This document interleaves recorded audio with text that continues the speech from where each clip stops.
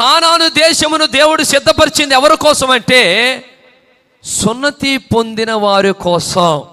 ఈ రోజున పరలోక రాజ్యం ఎవరి కోసం అంటే అందరి కోసం కాదు, పరిశుద్ధాత్మ బాప్తిసం పొందిన వారి కోసమే, తిరిగి జన్మించిన వాడి కోసమే, ఆత్మ పూర్ణులైన వారి కోసమే. హల్లెలూయా. ఈ చివరి తరములో, ఇన్ దిస్ లాస్ట్ జనరేషన్, ఈ చివరి తరములో తప్పకుండా ప్రతి వ్యక్తికి దేవుడు ఆత్మను అనుగ్రహిస్తానని వాగ్దానం చేశాడు. ఎంతమందికి దేవుని యొక్క ఆత్మ కావాలని కోరుకుంటున్నారు? హల్లెలూయా.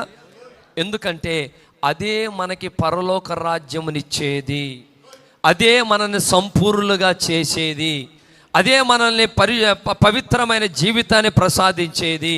అందుకే పరిశుద్ధాత్మ బాప్తిసం తప్పకుండా ప్రతి ఒక్కరికి కావాలి.